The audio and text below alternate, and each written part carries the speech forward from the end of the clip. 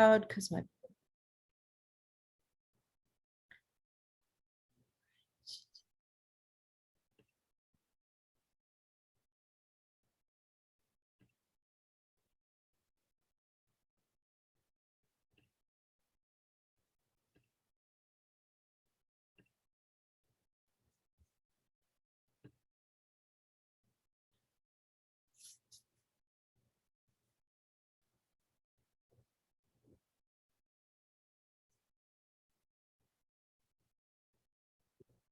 Hello, everyone. This is Victor Pajar. Oh, hang on a second. Oh, hi, John. Hi. Hi. Hi. We're still in unofficial time. Good morning. Good morning, Victor. Hello. And we have some attendees starting to log on, so we'll give them a few minutes. And Sorry. that's okay. Yeah.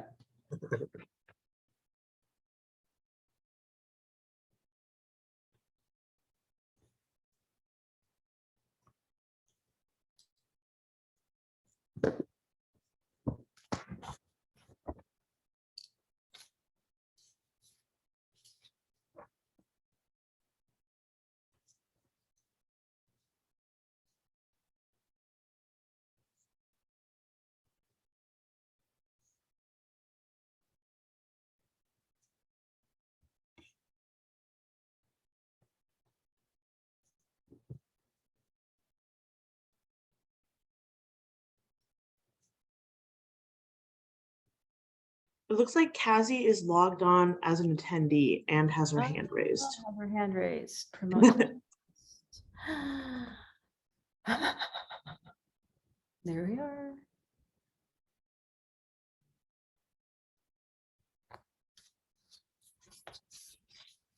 Thank you, Sarah. Brilliant. Your usefulness has not abated since you graduated. Excellent, excellent. I see my mother is also in the attendees. I don't know if she can see me yet, but hi, Mom. Yep, and Professor Graham Otten is here, and Les Canterbury is here. So while we're an intimate group, we'll be able to greet attendees as they log on.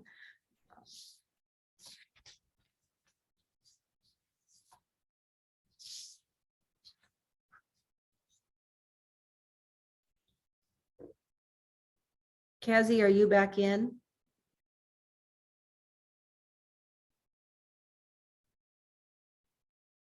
She's gonna come back right now.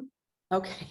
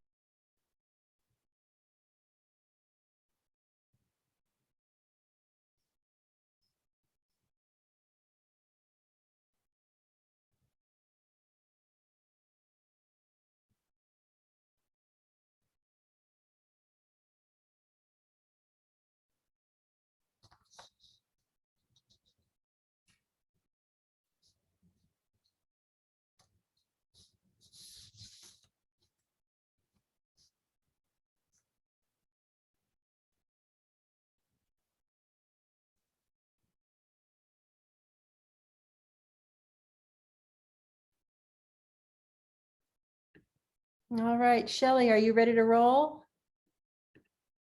Great, thank you. All right, are you ready for me to start? Yes, let's get going. Okay.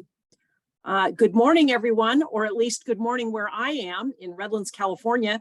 My name is Shelley Stockton. I'm the Director of Alumni and Community Relations for the University of Redlands, and it's my pleasure to be the first to welcome you this morning.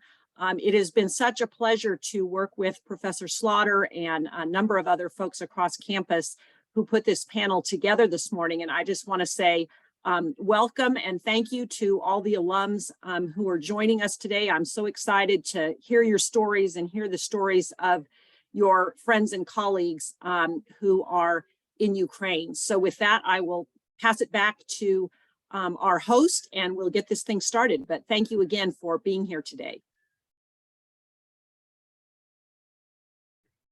Thank you, Shelley. I am going to share our official thanks. We had a lot of people who took part in making this possible.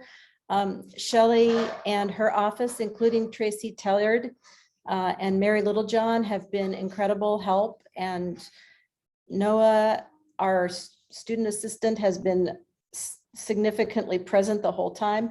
Mary Littlejohn, and I'll point you down here to Luis Garcia, rescued our tech after quitting time last night. So I'm very grateful to them. We have some sponsors. Jessica Hewitt in the history department was the first to sign on as a sponsor. Tim Sieber and Maggie Roop in Johnston have provided the bulk of our funding, which will allow us to provide honoraria to our participants, which they can use as they see fit. Sarah Thompson in creative writing, Kathleen Feely, Sarah Falkenstein, and Wendy Everhart in the Cass Dean's office have been very helpful. Kerry and Sarah provided all the photos you see in my rather dumb PowerPoint here. So thank you to them for those. And I want to thank all of our panelists, our alums, and especially our Ukrainian guests, whether they're in the US or in Ukraine. It's a tough moment, and we really appreciate your presence and you're willing to talk to us. And I had some context, but I think that most of us who are in this meeting understand the context of the invasion of Ukraine and are hoping for Ukraine to win very soon. And it seems like in the middle of things, it's a strange time to be talking about the future. But since all of our graduates in this alumni panel are humanists, we're pretty good at imagining the future. And I thought that they would be really well positioned to facilitate that. So I am going to introduce them. And as we go along, they will introduce their guests. So Sara Adams graduated in 2009. She's an educator and she lives in Oregon. She taught English in Dnipro, and she led a Johnston study travel course to a lot of very remote and strange places as a senior. Cazzie Brown graduated in 2004. She works in banking, lives in Pennsylvania. She spent her junior semester abroad in Ukraine, and she led a Johnston study travel course also to some very remote and interesting places as a senior.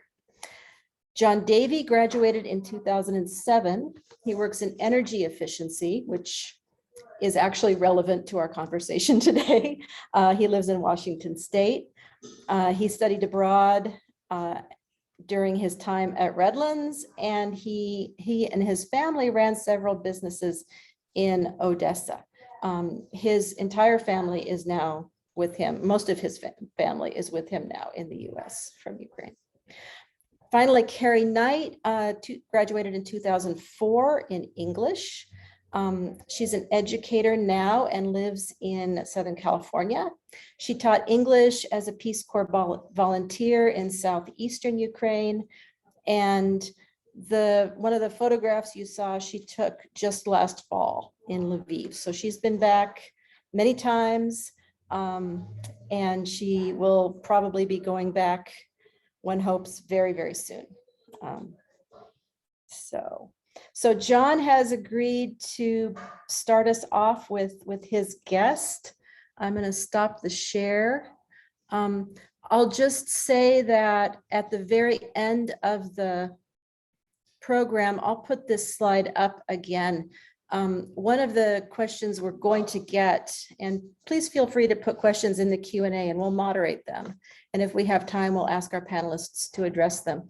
But I know that one question that people will have is, how can I help? How can I get involved? So in conversations with the panel, we decided on a couple of very active charities. One of them is Razom for Ukraine. They're pretty pragmatic. and involved in the country. Another is World Central Kitchen, which is doing amazing work in Syria and Turkey after the earthquake, and in our own San Bernardino Mountains, since we had our very strong storm. Worldwide, very effective charity. I'm thinking this is one to put in your back pocket for after Ukraine wins. But if you would like to support students like Sarah, Kerry, John, and Cazzie, you can contribute directly to University of Redlands Study Abroad. So John, take it away. Thank you. Thank you, everybody, for coming out today to learn more. I'm introducing two guests today. One is my father-in-law, Victor Pajar. He was born in 1959 in Odessa. He's a musician, poet, and lover of history.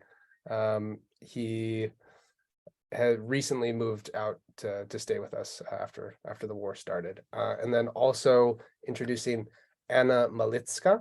She's a poet from Odessa, currently working on her PhD in literary and Ukrainian literature.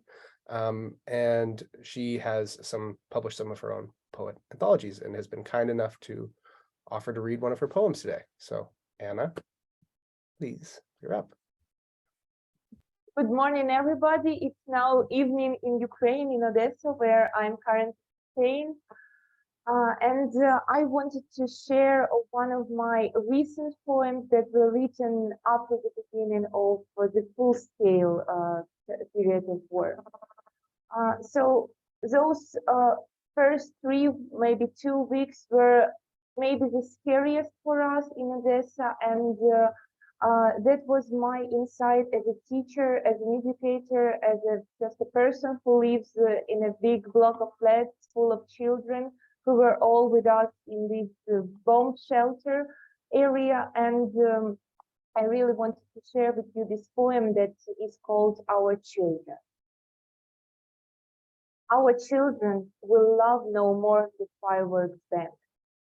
They will get used to the silent night city. They'll know every wrinkle on the bomb shelter floor.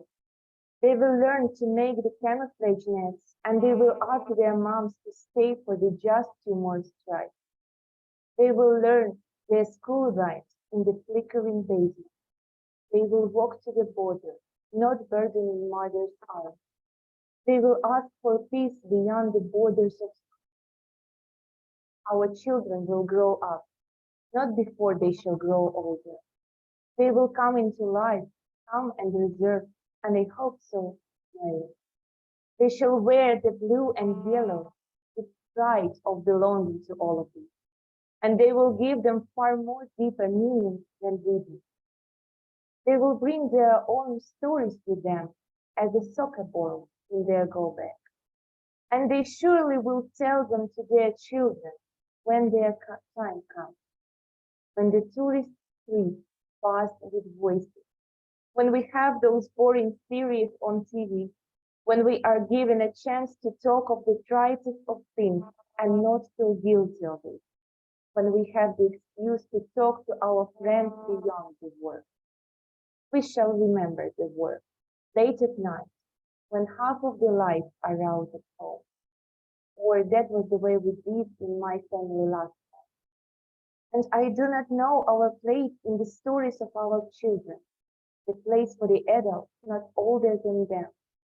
I can only hope that these nights will be true, these days will be real, that there will be the after-war future, brightened with light of the fireworks, the future we promised to them and we promised to us. Yes. Thank you.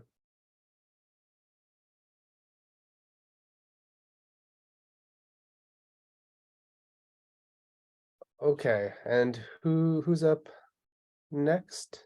I think I'm up next. All right. Hi, I'm Sarah. I am going to read something that was submitted to me by one of my friends.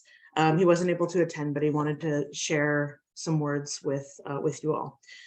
We worked collaboratively on his bio, which is formerly known as Alexei, software engineer from Dnipro.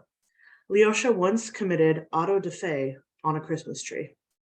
That is his bio. So he wanted to send a reflection on his experiences in Dnipro so far. I'm living in Dnipro, one of the biggest industrial cities in Ukraine. The city is not so exciting from a historical perspective. The most value is brought by the people who live here. There's so much to say about the year of the war. I will try to describe living in a city that is relatively far from the front in a couple of highlights. I remember the first day, awakening because of the sounds of the far blasts, the feeling of being knocked down, hectic thoughts about how to meet instant needs, food, cash, fuel, and global misunderstanding of what to do next. Almost no one believed that war would become the reality. Later, after a few months, when Russia started its attempts to ruin our global energy infrastructure, we were prepared to act in a more solid way. When your city is not under a direct attack, the preparation for the sudden events is a kind of survival game. I cannot say that I don't get some pleasure from preparing for unexpected situations. Now I have stock of food for a month, 200 liters of tech water, 50 liters of bottled water, fuel, stoves, lots of power independent lights attached around the flat, an accumulator, an AC/DC inverter. The frost chamber of the fridge is full of frost accumulators. It is already proven now that the temperature remains below 5 degrees Celsius, even after a day without a power supply. As you may know, the fact that you are not 100 kilometers away from the clash line does not mean you are safe. It was funny and scary at the same time to stand near the window and hear the drilling whistling of a jet motor of the Russian cruise missiles. I understand that it's really dumb behavior if you don't hide during the air raid alert, but we're all so used to them. I clearly remember the worst incident when the rocket hit the apartment building. This is that happened in Dnipro. I was at a car wash and I heard the sound. I got out of my car and said to a man who was standing nearby, "Did you hear that? It must be air defense." I recognized the sound. Unfortunately, it was not air defense. An old rocket that had been built over 50 years ago missed its target, the power generation plant, and hit the apartment building. Over 40 people died at once. Many of the people I know have now left the city and even the whole country. The most hopeless feeling I've ever felt was when, after 2 days of driving through the completely jammed roads, being in the middle of a shouting crowd at Vinnytsia railway station, in the middle of the night, I pushed my relatives into the carriage of an evacuation train. All the windows of the carriage were closed with curtains, and there was no chance of seeing anyone inside. It was in early March, the very beginning of the war. Standing on the platform, I felt absolutely devastated. The only thought that encouraged me was the understanding that now my relatives are safe, and there was a vague hope. Today, after a year of war, this hope grew and became much clearer. The power that feeds this hope is the people around me. Today, we are phenomenally consolidated. If you take a look at city life nowadays, you might think that everything is normal, no difference with a peaceful life. But war always stands behind the scene and guides our thoughts and plans. Today, there's no one I know who would not try to bring victory closer. Millions of people donate and hundreds of thousands of volunteers seek necessary equipment, night vision devices, radio sets, and drones. And yes, I don't know where we would be now without support from the USA, European countries, and other countries. There's so much I wanted to express, and what was already written is hardly 1% of what happened during this year. But anyway, I think that's enough. We will win the war. This is the axiom. Those are Lyosha's words, and I just wanted to share a picture of him so that you know he's a real person. There we are in, I don't remember where we were, but we're on some sort of background. And then here's one that really, I think, I don't know if you can see with the lighting, but expresses who this person really is. I just want to thank him for the emotional labor of writing that out, and of course the other all the panelists that are here. It's really a gift to share stories. And I think next is Kerry introducing her guests. Thanks, Sarah. Yeah, thank you everyone for joining. And Natasha's here from Kyiv, so I'll start with her. She's my host sister from when I came to Ukraine with Peace Corps. So I stayed with her mom and grandma, and we're all really close. So I have a few questions for Natasha. So first question, What were your thoughts and actions when the full-scale invasion started? What were your reasons for staying in Kyiv?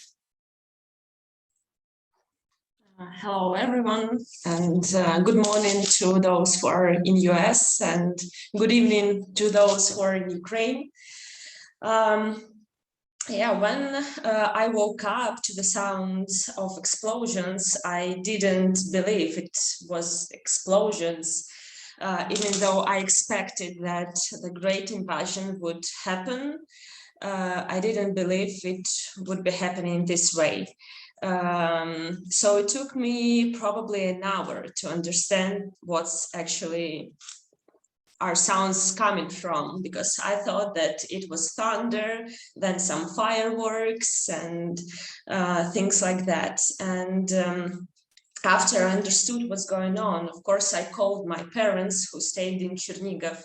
And Chernihiv is on the north of Ukraine, and it's the first big city, big region on the border with Belarus and Russia. So I wanted to know how they feel, what plans they have, what they're going to do. They said that they are staying home. Also, I have two grandmothers in Chernihiv who are very old, and of course it would be hard for them to move. After that, I just repacked some of my things, my documents, some of my clothes. Actually, I had a bag ready because everyone was talking about the great invasion. I believed it would happen, but I believed that in Kyiv, I will be safe, but I had this bag.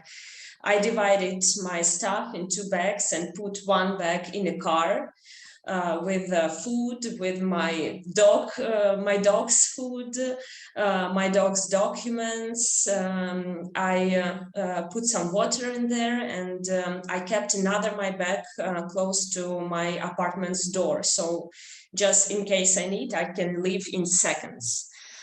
And after that, I just went outside and started to talk to people, to strangers, what they doing, where they going, how do they feel. And to those who know me, it was very strange because I'm the greatest introvert. So I guess the first rocket killed the introvert inside of me. I started to socialize. I made now I can say that I made friends with my neighbors in my apartment building. And already in the evening on 24th of February, we were organizing basement, organizing food, blankets, water in this basement. And because of such strong people that live in my house, I felt very safe in Kyiv, and that was the reason why I didn't leave. I had thoughts that I have to go to Chernihiv to my family. Actually, on that day, it was my grandmother's birthday, and I didn't woke up in Chernihiv on 24th of February because I had COVID. And I didn't go, so I won't infect her. And that was the reason why I didn't go after the invasion to Chernihiv. And I guess it was a good idea because Chernihiv was surrounded and was under fire for a few months. It was very scary. Thank you, Natasha. Next question. What is something that people should know about Ukraine? Well, I guess that I hope that everyone already knows that Ukraine is independent country, is brave country. It's not that we became like this during last year. I guess all our history made us like this. Our literature, Ukrainian literature talks a lot about fighting for freedom, for independence. So probably it is in our blood. I never thought of that, but during last year, I understood that I definitely, well, my thoughts a year ago was to stay in Kyiv and fight. No one knew what's going, what will be happening in Kyiv, and we were getting ready to meet occupants here. So I didn't thought of myself being brave like that, but whenever we get in this situation, I guess it's a good example for bravery. That's what Ukrainians are. Definitely, totally agree. Well said. And what is an image, story, or conversation that you will never forget? Yes, I remember when I was talking to phone with my dad who stayed in Chernihiv, and during that time Chernihiv was under fire, and we were talking and he was hiding in his bathroom, and I heard multiple sounds of multiple explosions, and they were very close. And there was one explosion, and I heard the fear in my father's voice. And you know, my father to me is a hero. He's very brave, and probably during all my life, I never saw him being scared. I will never forget that. Yeah, that's intense. And last question on a positive note, what is one of your favorite Ukrainian traditions or holidays? Ukraine has a lot of holidays, traditions. Actually, my family, my parents, except my dad, they were born in Russia. So I was raised probably not with traditional Ukrainian traditions, but I've learned these traditions already when I was a student, and I met a lot of students from other cities, but even during school years, the greatest holiday for me, I know it might sound a little bit simulated, but actually it is Independence Day, because there were always were some activities in the city center, and people wearing vyshyvankas, music. It was always interesting. And during last year, this holiday is it gained some new senses. We understood that to have this independence, to have this freedom, it's not just given to you. You have to be strong, you have to be brave, you have to fight for being free and being independent. Yes, thank you so much. Really appreciate it. And my next guest speaker is Roman, who I know also from Peace Corps. He was a regional manager when I arrived in Ukraine. So Roman, welcome. Thank you for being here. I would like to start by asking, what does a Ukrainian victory look like for you? And is it necessary to liberate Crimea? Yeah, hello, everyone. Well, thank you for inviting me to this meeting. And thank you for these important questions. Yes, Crimea, it all began with Crimea back in 2014. The victory for Ukraine, and when I say the victory for Ukraine, I mean victory for the entire world. for the victory to happen, in my opinion, and not just my opinion, the following things need to happen. First of all, deoccupation of the entire territory of Ukraine in its 1991 borders. Secondly, all the POWs, prisoners of war, must return to Ukraine, including the people who have been deported from the occupied areas of Ukraine. Next, the so-called Russian Federation should pay all the reparations for the damage done in Ukraine. The next thing that would have to happen, is the International Court or the National Criminal Court hearing, where all the war criminals, including the top leadership of Russia, must be sentenced. The next thing is the creation of the demilitarized zone along the Ukrainian border, and we're talking maybe 150-mile width of the demilitarized zone, including the Belarus and Russia. And last but not least, the inclusion of Ukraine into, or the exception of Ukraine into NATO and in European Union. Without Ukraine joining the European Union, this victory will not be a complete victory for Ukraine and the region. Thank you. And if Russia is able to keep any part of Ukraine, how will this affect Ukraine's future and the people living in the occupied places? It will affect Ukraine and Ukrainians in a very negative way, because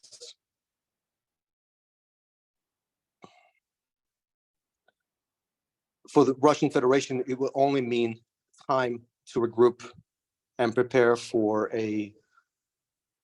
another assault.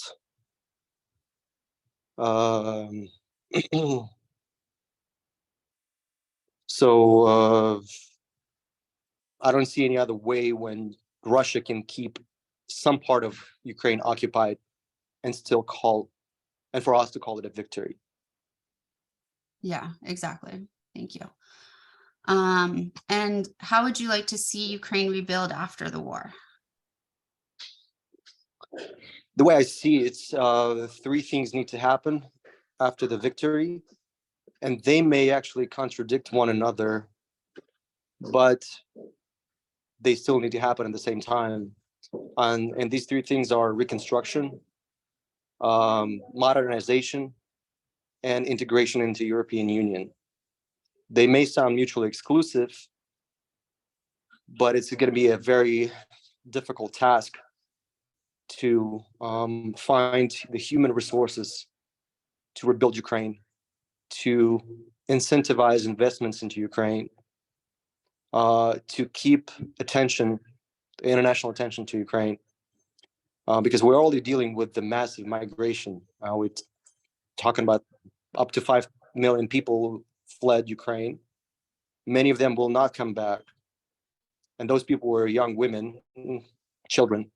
The longer the war continues, the less of a chance these people will return to Ukraine. So Ukrainian government will need, or all of us will need to think of who would be physically rebuilding Ukraine, where we'll get the money to do that, but also integrate with the European Union, with NATO, and make sure that we have met all of the requirements and criteria, including legislative reforms, including human rights reform, and all of that. Thank you.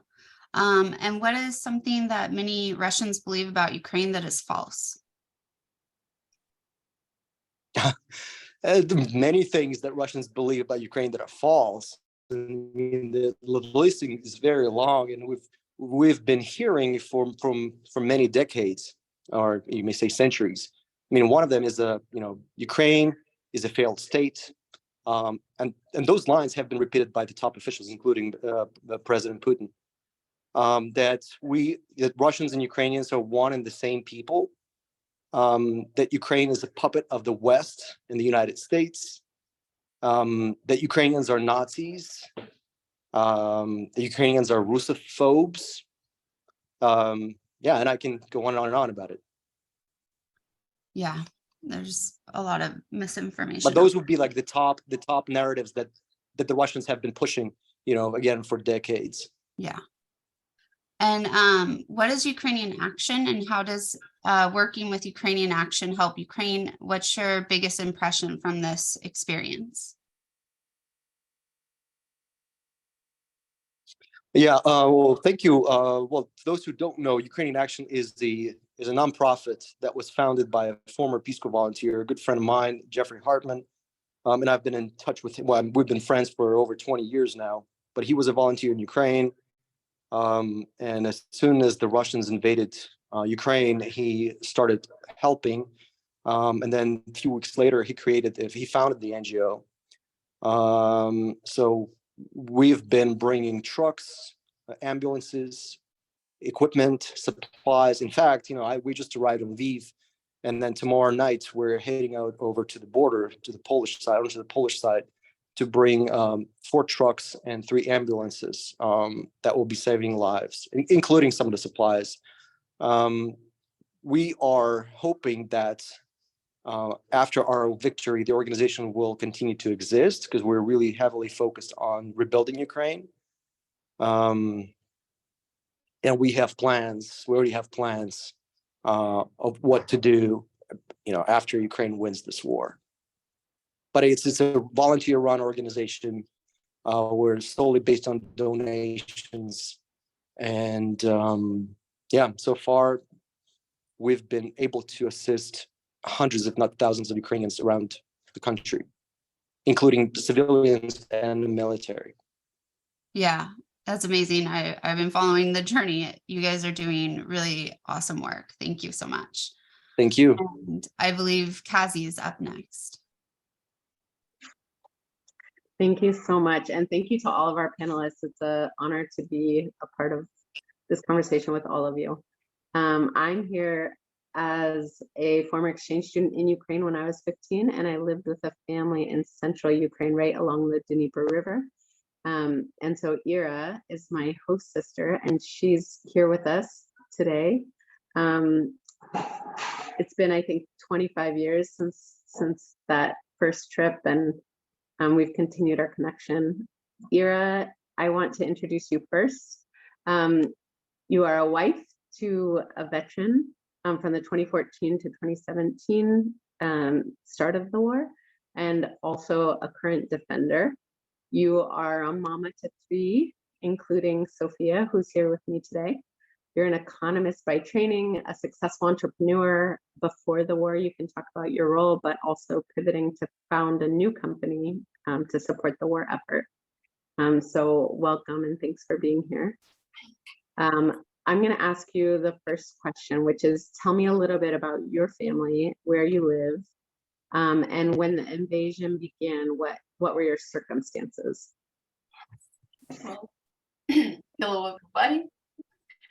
My name is Irina, and I live in central part of Ukraine, Kirovohradska Oblast, a small town, Dolinska. Actually, I'm from Chigirin. It's been Bogdan Khmelnytsky state, famous, historical famous place. But anyway, I'm just so, when guys were talking, just all emotions, just like you hear them and you just leave them again. Just like first time you hear. When it started, we were in western part of Ukraine.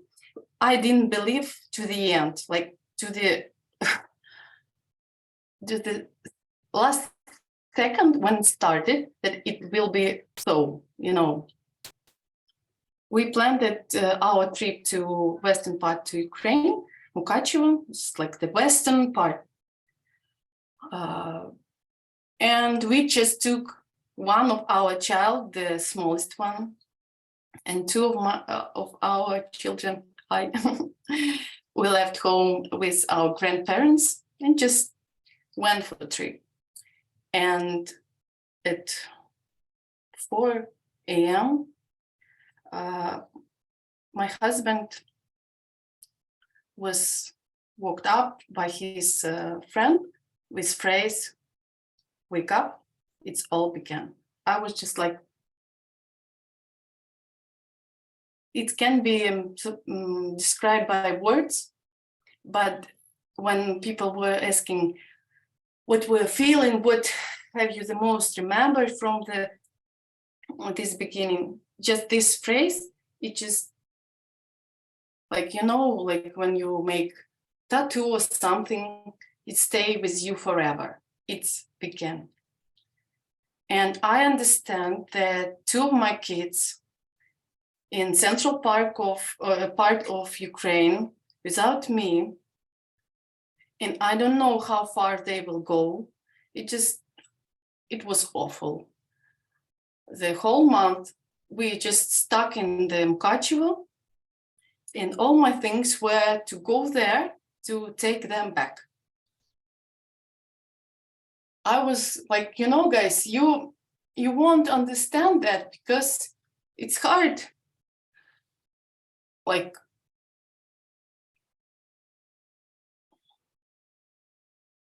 listening history or stories, but when you feel it, when you live it, it's all different.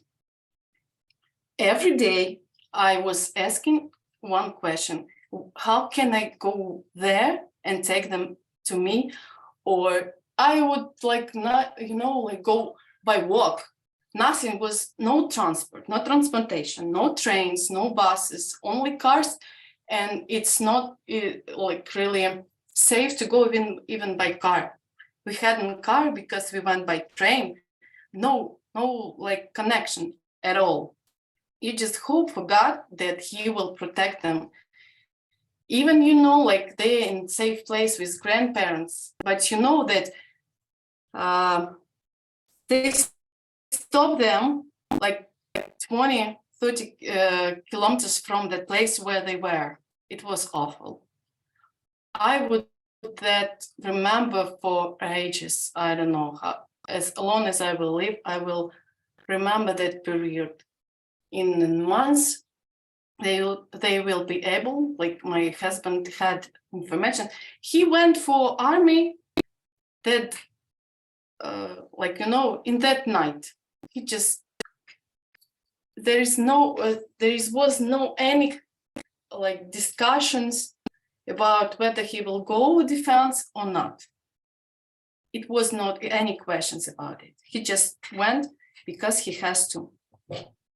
And now he is in Kherson. And thanks God, kids are with me.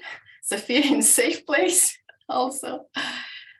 And I don't know what to say else, you know, like what about my family? To start new business.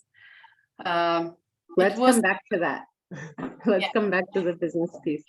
I'm just like so emotional. No, like so deep when we live in like almost more than a year in this war. This our life, all our lives are changed like 180 degrees. Before the war, I was so active, you can't even believe. I was like doing everything and was like I was interested in everything. But when war started, I was just like, you know, like seashell, I was just locked and was not interested, not like nothing, just my kids and safe. And was able to do something only in this fall 2022. And we decided to do something, and we started military uniform sewing, like making uniform for our defenders. And Maybe I can say one thing, which is that you said that Vitaly, your husband, he just had to stay, but you're talking about like an internal fire because literally he has 3 minor children, which means he could leave Ukraine and all of you could, and he's one of the few men that could leave, but because of your commitment to Ukraine, you all decided to stay. I do want to introduce Sophia because she's sitting right here, and I know she's one of your 3 hearts that are running around outside your body. So Sophia is 16, and she's our current exchange student. She's Ira's oldest daughter. She is a super talented artist and passionate about literature. I would say that she learned her English from TikTok, and she's a budding martial artist, taking on karate and has a very fierce kick. We're living in the Poconos Mountains in Pennsylvania right now. So the first question I want to ask you is how old were you and what do you remember about the war in 2014 and how do you think it impacted your childhood growing up? I feel like I was like 7 or 8 years old. And can you again, what did I feel and what did I remember? Yeah, like how do you think it impacted your childhood? Actually, I remember only that stuff when my dad actually was going to the war, like that day. I remember that like I was watching some cartoons and I was sitting in the car and he was with other like men who are going to go in the war. And I didn't like understand where he's going. I thought that it would like be for like 2 weeks. And everybody told me they like 2 weeks and I didn't believe them, but still everybody kept going. It's 2 weeks, it wouldn't take long.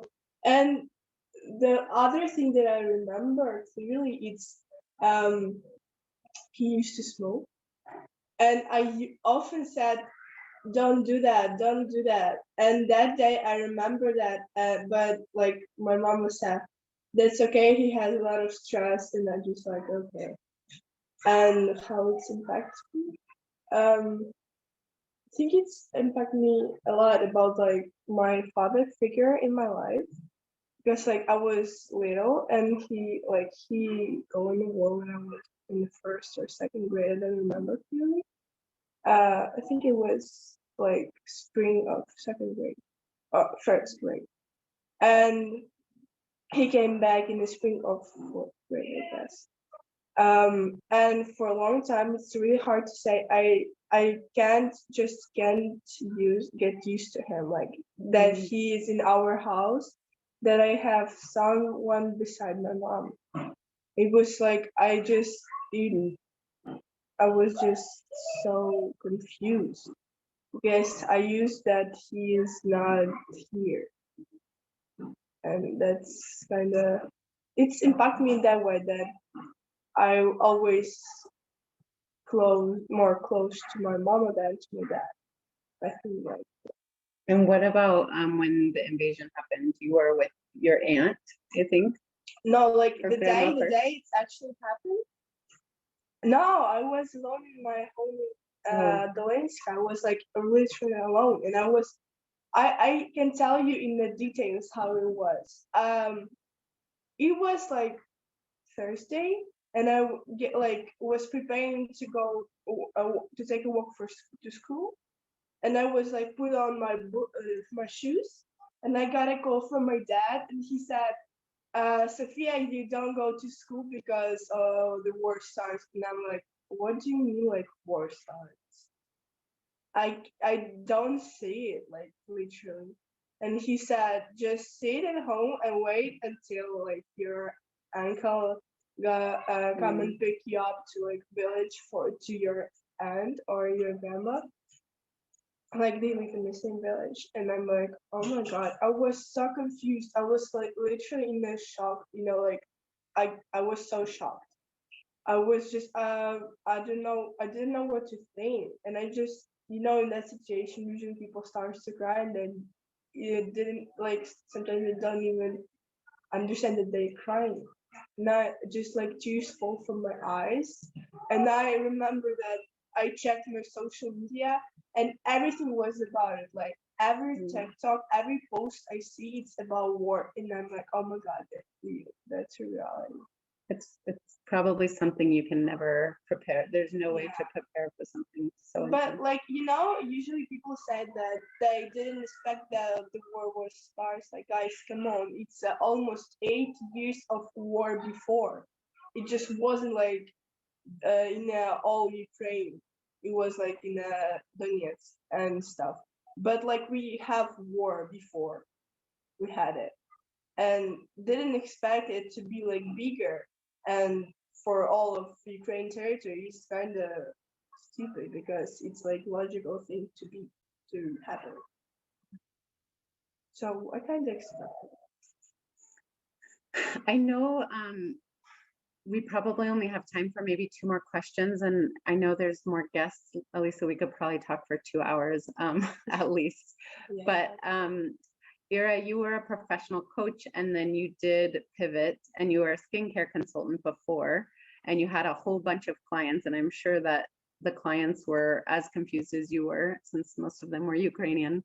And you pivoted to start your sewing company for all of these people.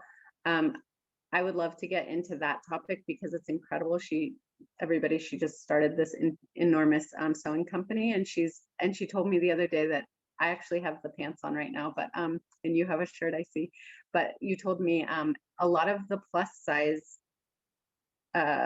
defenders in Ukraine didn't have a source of where they could get clothes, and so they're coming to your company quite a bit, but that you hope to pivot it to other types of clothing when you have victory. As a mom of 3, what do you hope for Ukraine's children? It's a tough question, actually. Our children are different right now because my 3-year son knows right now who is our enemy. I didn't mention at all that our daddy is on the war. Our daddy is on the work. He's working, but he knows. I don't know how come. So he knows what his flag is right. My English is not so good. He knows Червона Калина. He sings it like you know, like usual normal song. It's just like this information, this like it's all in the air. They like, you know, like when you впитывать, як буде це впитывать? Мам, я не помню. Absorb. Absorb. I was literally... Yes, thank you. When they just absorb it from the around. So our children definitely will be free, definitely will know who they are, what they're worth of, and what our defenders, our heroes done for that, the freedom that they will have. They will have it for sure. They will have successful and independent state, country, and they will be proud of it. That is my own opinion, and I'll do that for that all like that I can. Chernova Kalina is a Ukrainian song that started in the Cossack time, I believe, but they have modern versions, and my 3-year-old also loves to sing that, but not for the same reason. So I feel you. She likes the old version. Sophia, for you, what's it like going to school in the US, and also like what are your hopes for yourself in the future and for Ukraine? What is it like to go? Yes. Oh, it's an interesting question because like when you used to like absorb a normal like situation in the country, you used to like a normal schedule for school, like 30 minutes periods and alarms and everyday alarms. And you then go to the just usual school and people just studying when they just talking and have lunches, have normal like teenage life, and you just can't get used to it. Also, I'm not talking about that people here are different because it's like the obvious thing, because it's like other side of the planet. But like school, like normal school life, it's a thing that you really can't get used to because you get used to for a year to other life. And it's kind of like shocking, stressing. It's stressing because when you get used to like wait for dangerous, you wait even if you don't have something to worry about. That's how it feels. I remember when you came and said, like, when you hear planes overhead, it's just like this instant feeling in your Yeah. body. Makes sense. And also one day she came home and said that there was a student at school that said, like, I love Putin or something, just to provoke. And like the students here just don't have the same understanding of the depth of like intensity and trauma that you guys are experiencing. But I'm a good person and I didn't say anything into it. What's your hope for yourself in the future and for Ukraine's future? Well, I know like really one thing that I want to leave and building my career in Ukraine. And I know that I'm who I want to be. I want to be like psychologist, especially like criminal psychologist. But I think that most thing that people would need is just regular psychologist because like big number of people get traumatized and stuff. I don't know what I want to study for it. Like, it's not a big deal for me, like in Europe, in Ukraine, or in that, because I'm going to work and again build my career in Ukraine anyways. How I see Ukraine in the future, I believe that Ukraine was like always independent. It will be always independent and free.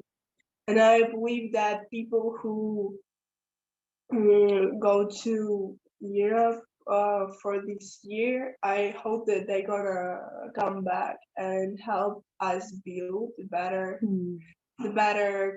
like best country for living. I hope that we can build like the good country to live in, so people wouldn't want to go out there. I see Salomia just joined us. That's who we're building Ukraine for. Thank you so much for sharing. And Ira, you have so much to be proud of.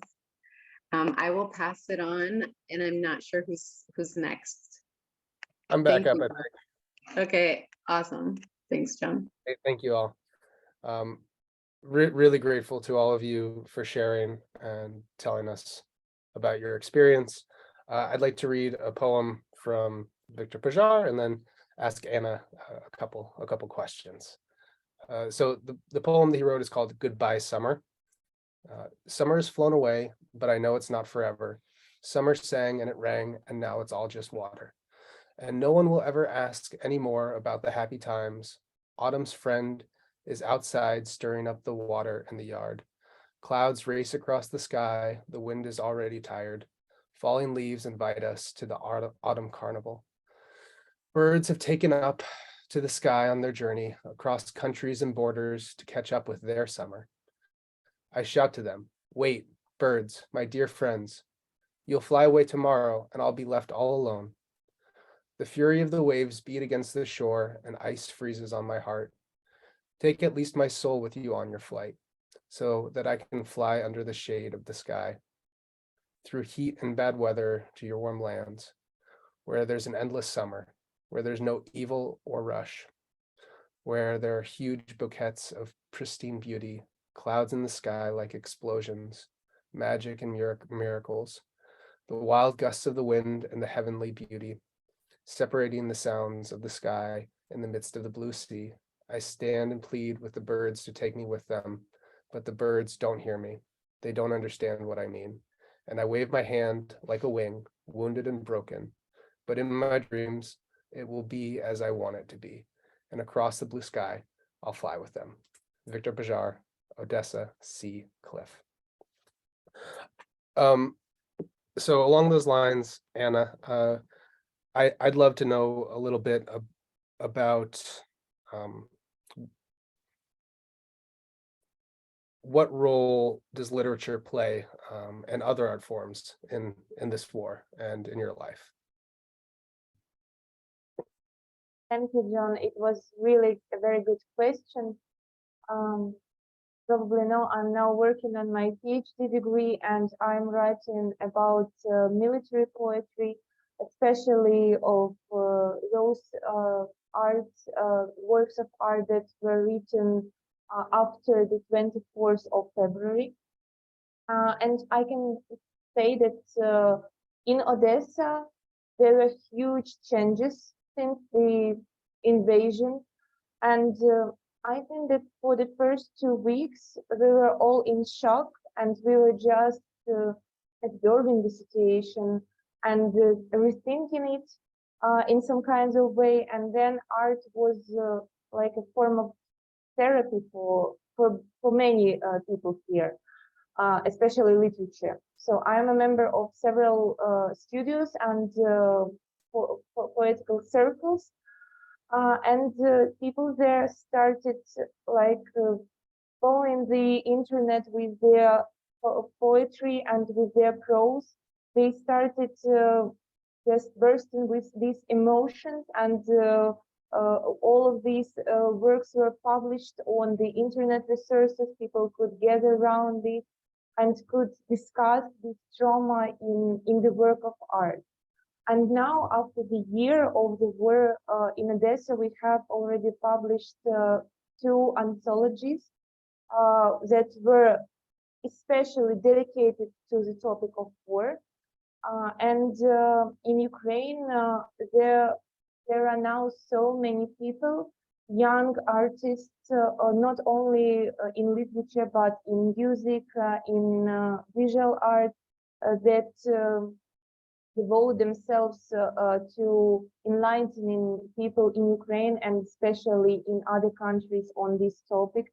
And they create the new corpus of literature. It's so great to see it, but the price that we pay for it is unimaginable. And that's what hurts the most. So maybe art remains this special, peculiar kind of therapy for all of us. And I even know about myself that my poems weren't about me or my family or my city before 2022. So I was just in some fantastical world and so on. But now I'm more here, more down earth, because I think about my home, my city, Odessa, and I try to document it all in the form that I can do it. Well, and so it's really great to see how people work on it and how people try to discuss it, and how the new Ukrainian art is being born. Because, you know, one of the main Russian propaganda is that there is no Ukrainian language, and therefore there is no Ukrainian culture. But I think that the whole world now sees that it's not only today, so it's quite ancient, and we have a long history, long literal history. And this topic of struggle, of breaking the shackles, of wanting and struggling for freedom for our country was one of the eternal problematics and topics in our art. And nowadays it's just 10 times intensified. Thank you. I really appreciate that. And what do you think is the most important thing that you would like this audience and the larger world to understand about Ukraine or Odessa or the war or all of these things? Well, first of all, is that maybe for some people after the year of the war, it still seems that we are safer in some parts of Ukraine than in other. it may be true, but only to a certain point. Our enemy, Russia, never lets us forget that we are here and we are present in this discourse, in this locus of war. And in Odessa, there were so many problems with electricity, so many missiles and drones attacks, and our infrastructure suffered a lot, and our people were killed. That was a very poignant experience for me, because if you remember that episode on Easter when there was bombing, it happened only maybe 2 streets from where I live, and we heard it, and it was really awful. So in Odessa, it's almost the same, but we keep doing what we can for those who are in greater need. So for those who are in the eastern parts of Ukraine and who defend us on the front line. So we donate, we work on these camouflage nets, on the some smallest things that can just support our army and all the people who are there. Some of my students who came from there, they suffer from PTSD syndromes, and it's awful too to see them, especially to see them face to face, very unnerving. But what I want to tell you is that don't lose hope in us, please. So we are fighting here, and we are fighting not only for our future, but also for the free future of other countries too, because you know, it's like a cancer. It never stops. It should stop here, right here and right now, and it shouldn't go further. So we are standing just to stop it and not to let it go any further to Europe and especially to other countries. But please do not lose hope in us, and be sure that we'll be free and we'll be independent, and we'll reborn like that phoenix bird again and again. Thank you so much. I really appreciate it. And I believe next we're opening it up to questions from the audience. Is that right, Alisa? We have one question from the audience, and that is for Roman. And that there was a request that he provide us with information about his nonprofit organization. So if Roman, if you would like to put that in the chat, or if you want to just talk about it and tell people where they can reach you. We have kind of our official sponsored. Absolutely. Well, thank you for the question. People want to know about yours, so that would be awesome. Yes, thank you. Can you hear me well? Yeah? Yes. Because I don't have any feedback. Okay, all right. Yeah, so Ukrainian Action is a 501 organization registered in the US. It's based in London. That's where my friend and the founder of the organization, Jeff Hartman, lives currently. And we operate out of London. So every 2 weeks or so, and when I say we, I mean my friends living in the UK and in the US, because I'm living in Ukraine right now. Well, I always lived in Ukraine. The types of vehicles, they load those trucks with supplies, and they find volunteers who drive those trucks to the border, all the way from London to the Ukrainian border in Poland. And then my job is to assemble a team of Ukrainians who have permits to cross the border on foot, because as you may have heard, Ukrainian men are not allowed to cross the border during the times of war. And then so we cross the border on foot, we meet the convoy on the Polish side, and then we go through customs and the border patrol, and then we bring it into Ukraine, and then we deliver the supplies and trucks to folks who requested them. I can send you a link to the organization. It's easy to make a donation through a website. There's a button because donate, and there's a list of projects that we focus on, and the list of projects that we've accomplished already. So you can pick a project that is more suitable for your finances or for your type of sport, because you can volunteer or you can donate, or you can assist in another way. Sorry, it's been a long answer, but I'll send you a link in the chat if that's okay. I hope I answered your question. Thank you very much. Somebody also sent a link in the chat, so I'm not sure if it's visible to everybody, but we can add that to some publicity as well.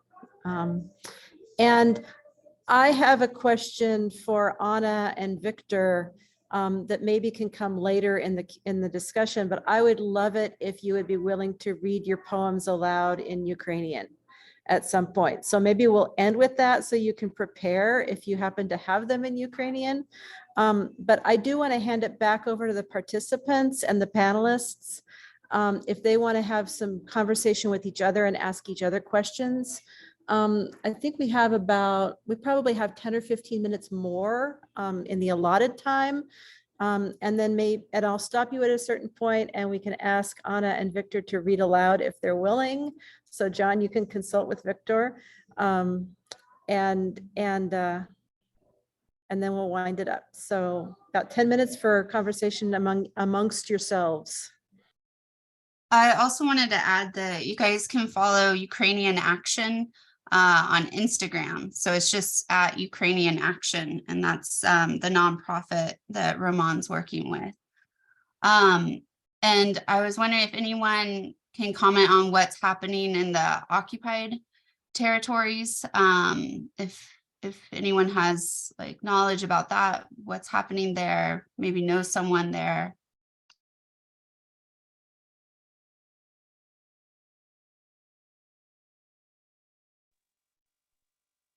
If I may, so my parents-in-law live in the occupied part of Ukraine in the Donbass area, and they've been living there for the past 9 years already. Up until then, we've been able to go visit them, but not since 2014, obviously. They're too scared to tell us on the phone of what's going on. But we do know that and they live in a small town, and most people who left there they're people who have no place to go. And it's mostly people 50 plus. Most of their children have left for Russia or Ukraine, depending on where their heart lies. They're afraid of everything. They're afraid to say things. They're afraid to talk to their neighbors about their feelings. They prefer to stick to their gardens and chores and not discuss anything on the phone. But whenever they would come visit us, and I'm talking about maybe 2 or 3 years ago, they say that a lot of people secretly hope that Ukrainians will recapture the territories and the people, because the life has gotten so much worse since 2014 in those areas. Thank you, Roman. I'll also add that one of my former students from my university, he became mayor of a town, and the Russians abducted him, kidnapped him, simply for not collaborating. He didn't try to sabotage them or anything like that. He just wanted to keep doing his job, stay in his community, help his people there, and he refused to collaborate with them. So they kidnapped him and held him in prison for over a month and threatened to break his legs and to torture him. So that's what people are facing, this kind of insanity. And it's extremely crucial that we get back the occupied land to save those people. He heard them torturing other people there, and he was lucky enough to be able to get out, to be released after a little over a month. And then they started bothering him again. And the reason we know his story is because he managed to get out of the occupied land after that, because he knew they were going to put him back in the prison or worse. He assumed that he was going to be killed when he was on the way there, because they put a bag over his head. So it's really scary, and people are afraid and they can't talk on the phone, and they have to be careful who they talk to there. So it's a very dangerous situation. And to quickly add to what Kerry told about, I mean, we know about dozens and dozens of torture chambers that Russians have built or created on the occupied territories. We know about concentration camps. We know about people disappearing. We talk about thousands of people who disappeared. We know about cases of rapes and torture.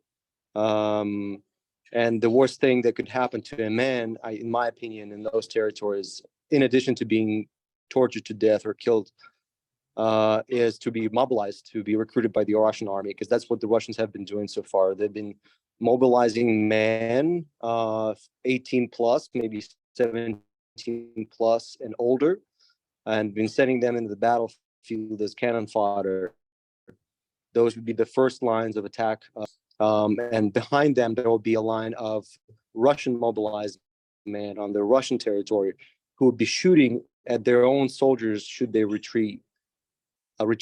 So that's their tactics, and they usually create 3 ways of attack lines. And the line behind is basically their job is to make sure that no one returns from the first line, from the line ahead of them.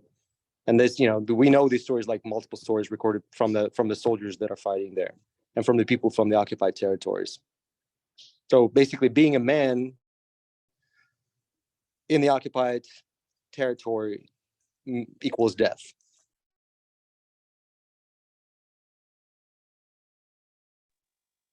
Here, I know that your family is also hosting folks from Mariupol. I don't know if they have information that they've shared with you or anything like that. Do you want me to say something about them?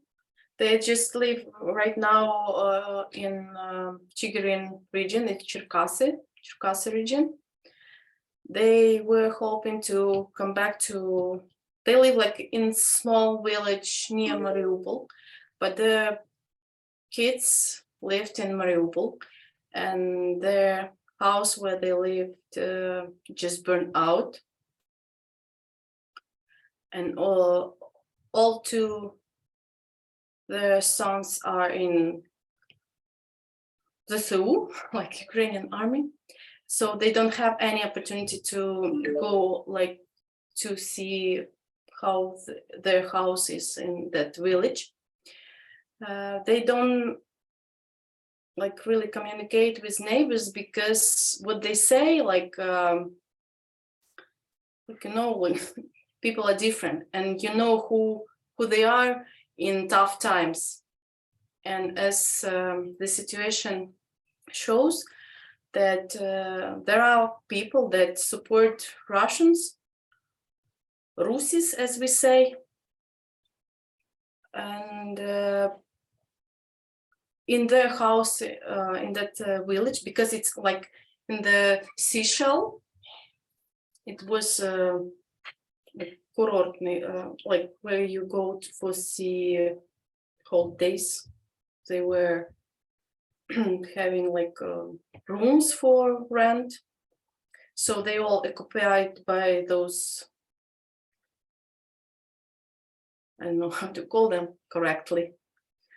So they just open the house and just live, because they have everything, like comfortable apartments, comfortable rooms. And for right now, they don't have any hope that the place where they lived will be,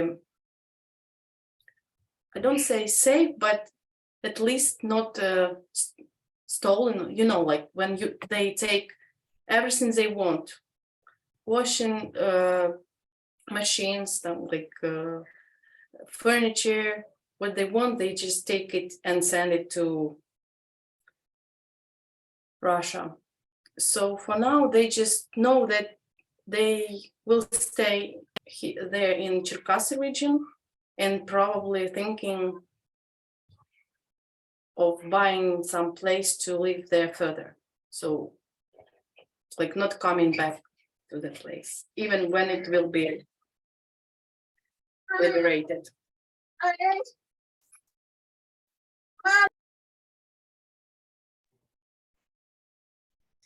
We are at the point where the kids and the pets are starting to show up, which is usually a clue that we've been online too long. Because they make that really clear. John, where are your youngins still at the Y? No, they're running around downstairs. Okay. If I don't mute it, you'll hear the elephant. Yeah. And Cazzie, have you put everybody in a padded room? They're locked in there with my husband. Actually, we have 4 kids in the house today. My sister's kids are here too, so. Oh, wow. And I'm the lucky one. Kerry, you have your huskies. I haven't seen them mobbing the place, or we would. Yeah, do. they're sleeping. As long as they get food and a walk, then they're pretty quiet during the day. Great. Well, thanks to everybody. And Anna, are you willing to send us off with an original poem in the original language? I didn't acknowledge properly that Ukraine is a very bilingual country. And so people are Ukrainian and speak Russian, and Ukraine is their country. And so if your poem is in Russian, that's fine. If it's in Ukrainian, that's fine. And we would love to hear it. And that will put the cherry on top.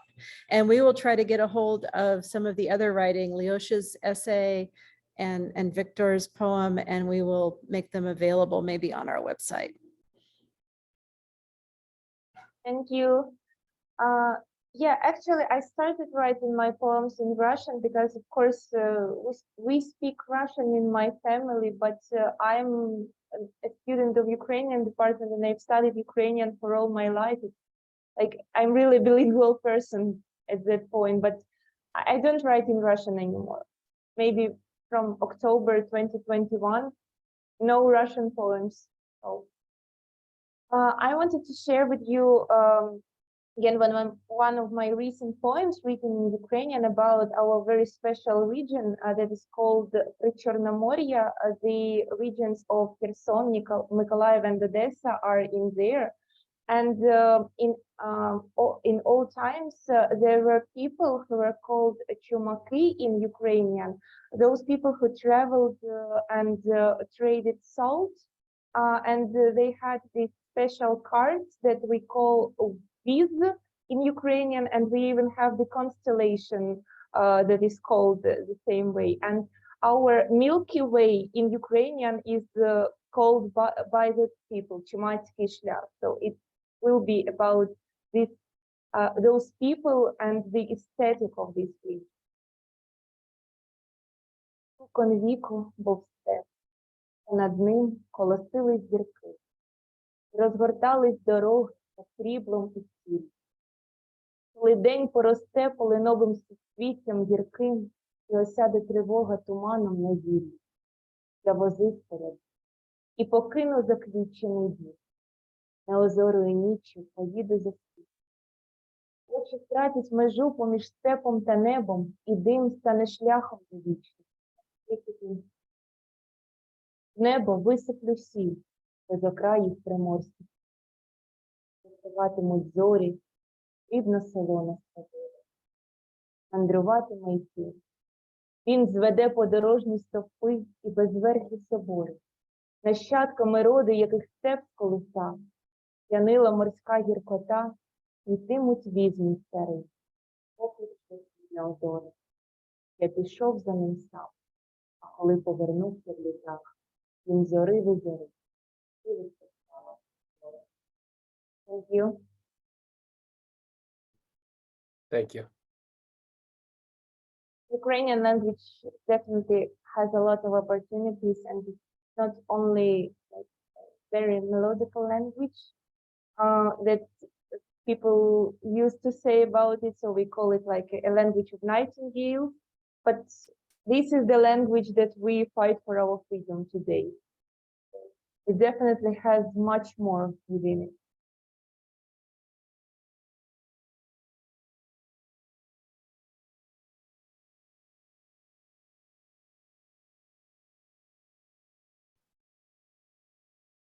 Alice, I I think think you are you're on muted. mute. Yeah, I think I'm muted. Thanks, everyone, so much. I'll leave this final slide up, and do feel free also to explore Roman's very active NGO. Thanks again to Shelley for putting up with many emails from me. And thanks so much to the panelists, the alums, and Slava Ukraini. Героям Героям слава. слава. Geraim Slava. Героям слава. Thank you, everyone. It's great to meet you all. Thank you all. Thank you. Thank you all for sharing. That was beautiful.